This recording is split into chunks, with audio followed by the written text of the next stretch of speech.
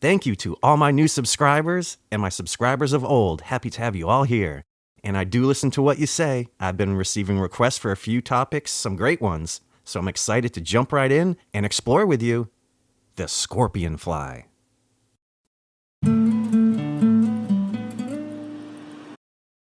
Scorpionflies are from the order Mecoptera, from the Greek meaning long wings, and it's their largest family, Panorpidae, that has the males with these enlarged external genital bulbs that are held curved over the abdomen like the stinger of a scorpion. But this scary-looking up-curled abdomen is completely harmless. It's pretty much just used as a clasper during mating to hold on to the female. And the female's abdomen tip just tapers to a point and then has two small appendages. But again, the males can't sting you, they don't have any venom glands. The head of a scorpionfly is shaped like a beak, but have relatively simple mouth parts, with a long labium and long mandibles, and they have compound eyes with fairly long thread-like antennae. The fore and hind wings are similar in shape. They're long and narrow with numerous cross veins. Here's some pictures of some various species.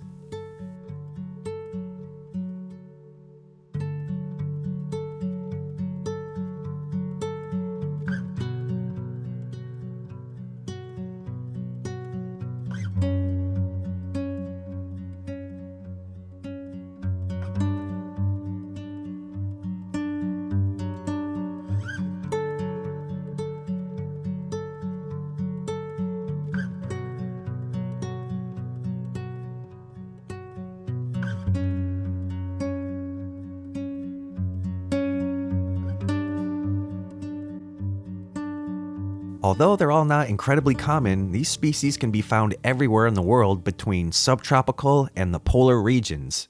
They prefer temperate zones, humid, temperate, and subtropical climates. There are about 9 families with 600 species worldwide, approximately of which 5 families and 85 species are in North America. They love woodlands and marshlands and damp leaf litter where they're scavengers. They feed on decaying vegetation, insects, dead insects, and the soft bodies of dead invertebrates and carrion.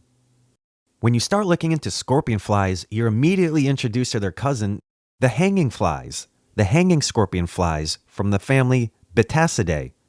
They're long-legged predators, and because they're related, they do some of the same impressive stuff. These guys will raid spider webs. They'll take and feed on some of the trapped insects and even on some of the spiders as well. The hanging flies can capture moths and flies with their specially modified legs and are one of the only predatory insects that catch prey with their hind legs. Some other groups will consume pollen and nectar and midge and fly larvae, but they look like a crane fly or a caddisfly. Their mating behaviors are quite unique as well.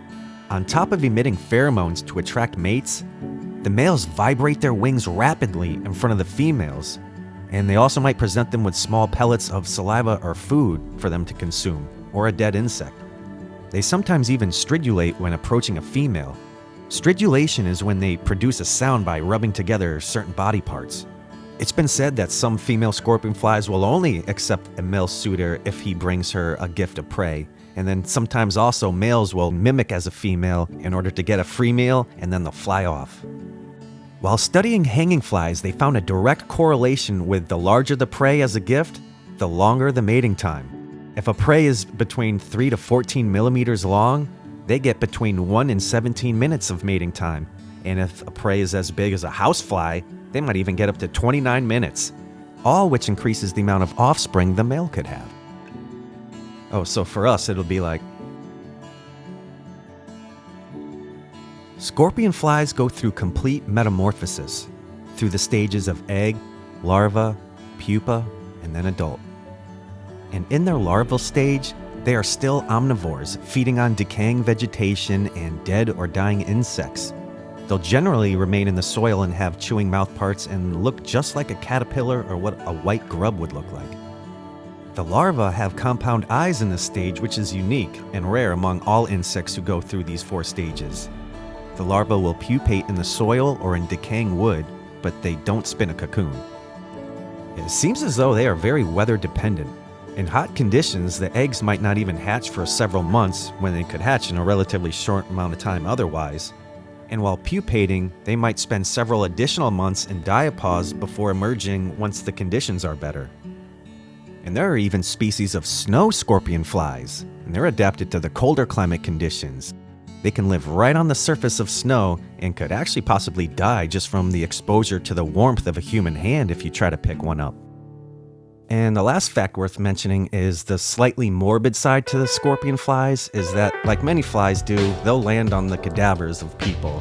But I guess that's to be expected because they're omnivores.